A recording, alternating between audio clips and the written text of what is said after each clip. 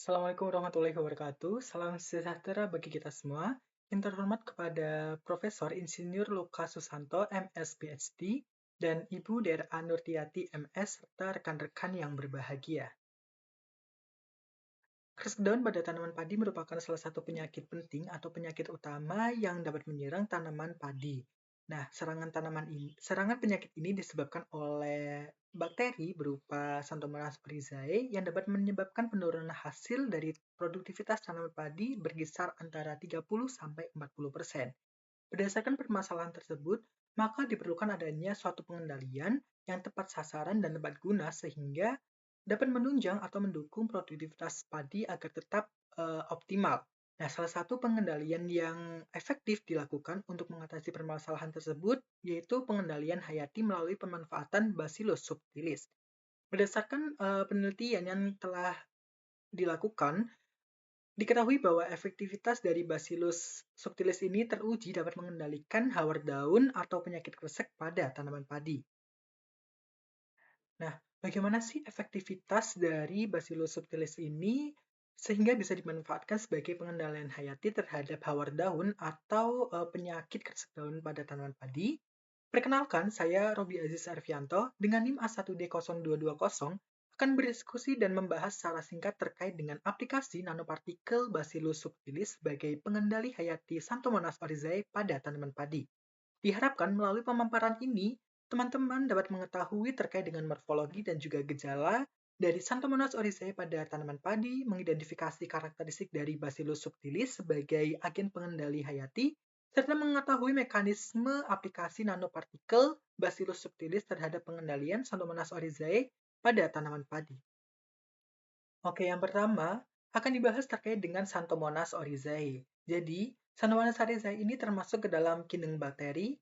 Yang lebih spesifiknya, bakteri ini termasuk ke dalam bakteri gram negatif yang bersifat aerob. Artinya bakteri ini memerlukan udara untuk dapat tumbuh dan berkembang dengan optimal. Kemudian, secara mikroskopis, bakteri ini memiliki bentuk yang pendek dengan ujung yang membulat. Kemudian untuk ukuran dari strain bakteri ini sendiri berkisar antara 0,45 sampai 0,75 kali 0,65 sampai 2,1 mikrometer. Kemudian bakteri ini termasuk ke dalam sel tunggal yang tidak berspora dan tidak memiliki flagel berukuran 6 sampai 8 nanometer. Kemudian untuk gejala serangan dari Xanthomonas frisaae sendiri, yang pertama, pada daun tanaman padi akan timbul gejala awal berupa munculnya kebasahan berwarna abu-abu di bagian tepinya. Kemudian apabila antar daun bersinggungan atau bertemu itu akan menimbulkan bunyi seperti kresek pada plastik seperti itu.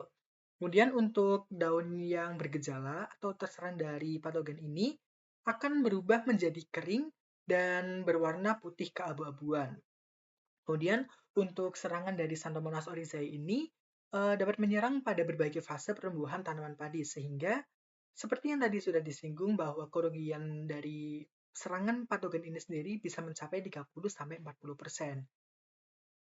Nah, untuk mengendalikan serangan dari penyakit hawar daun atau kresek daun pada tanaman padi yang disebabkan oleh Xanthomonas frisaae ini dapat dilakukan melalui pengendalian hayati dengan memanfaatkan Bacillus subtilis. Jadi, Bacillus subtilis ini teruji memiliki kemampuan untuk menghasilkan metabolit sekunder berupa Bacillomycin D dan juga iturin yang bersifat antibiotik. Nah, metabolit sekunder inilah yang akan dimanfaatkan sebagai agen pengendali hayati untuk mengatasi serangan dari penyakit hawar daun pada tanaman padi. Kemudian, terdapat beberapa mekanisme yang dapat dilakukan oleh Bacillus subtilis untuk mengendalikan dari penyakit hawar daun seperti mekanisme kompetisi, kemudian ada mikroparasitisme menghasilkan enzim yang berfungsi untuk mendegradasi dinding sel dari Xanthomonas frisaae serta menginduksi ketahanan tanaman inang dan memacu pertumbuhan dari tanaman inang atau padi itu sendiri. Kemudian apa sih keunggulan dari menggunakan Bacillus subtilis? Jadi ada beberapa keunggulan yang dimiliki oleh Bacillus subtilis. Yang pertama ada kemampuannya dalam menekan berbagai jenis patogen tanaman. Jadi Bacillus subtilis ini tidak hanya bersifat patogenik atau antagonis terhadap Xanthomonas frisaae saja, tetapi dapat dilakukan pengendalian patogen jenis lainnya juga. Kemudian dari Bacillus subtilis ini juga memiliki sifat plant growth promoting rhizobacter. Jadi dapat mendukung atau memacu pertumbuhan dan perkembangan tanaman inang. Kemudian memiliki mekanisme ketahanan terhadap lingkungan mencekam atau ekstrim. Jadi Bacillus ini dapat diaplikasikan pada kondisi lingkungan yang ekstrim atau suboptimal terhadap pertumbuhan atau perkembangan dari Bacillus subtilis sehingga lebih efektif untuk diaplikasikan pada semua kondisi lingkungan. Oke, selanjutnya kita akan membahas terkait dengan mekanisme pembuatan suspensi nanopatogen. Yang pertama ada persiapan formula nanosuspensi dari supernatan Bacillus subtilis. Nah, Bacillus subtilis ini akan diisolasi dari sistem perakaran tanaman. Berdasarkan sumber literatur yang dijadikan sebagai pedoman dalam penyusunan makalah, isolat bakteri Bacillus subtilis ini diambil dari sistem perakaran tanaman kentang. Kemudian Bacillus subtilis ini akan ditumbuhkan pada medium NB atau Nutrient Broth dan dikocok selama 2 kali 24 jam. Kemudian hasil penumbuhan tersebut akan dilakukan sentrifuge untuk mendapatkan supernatan. Dan supernatan inilah yang akan digunakan sebagai preparasi nanopartikel Bacillus subtilis dengan cara menghomogenkan supernatan dengan ditambahkan kitosan yang dilarutkan dalam asam asetat sebanyak 1%.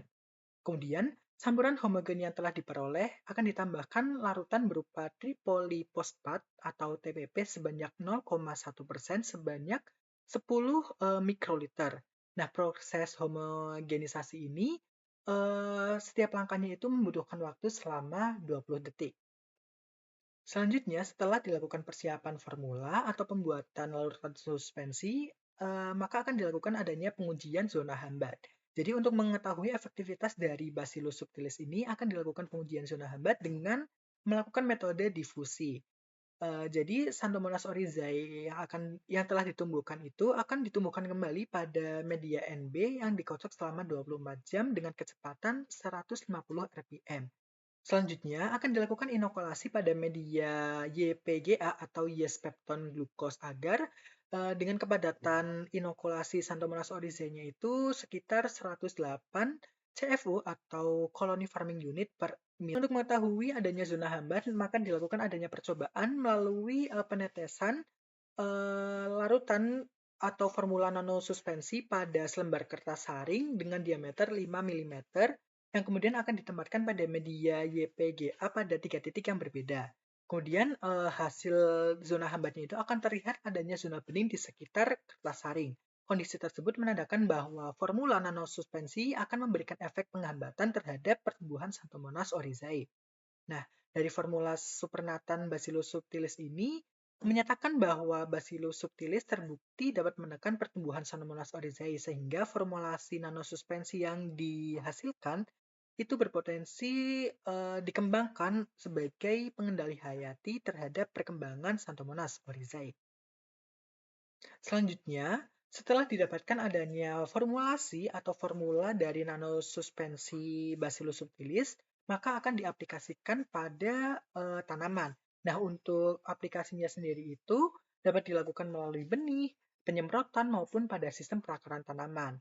Berdasarkan literatur yang telah dikaji bahwa biopestisida berbasis nanopartikel Bacillus subtilis ini dapat diaplikasikan setiap beberapa minggu sekali selama musim tanam, khususnya pada kondisi optimum untuk pertumbuhan Bacillus subtilis, contohnya pada kelembapan yang tinggi.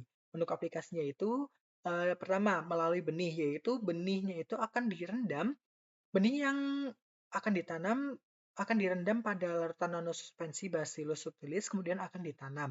Kemudian untuk penyemprotan sendiri itu penyemprotan pada daerah filosper atau daerah atas tanaman seperti daun, ranting, buah, maupun bunga. Kemudian untuk sistem perakaran, bahwa larutan nanosuspensi Bacillus subtilis ini dapat secara langsung diberikan pada sistem perakaran melalui penyiraman untuk mencukupi kebutuhan air tanaman.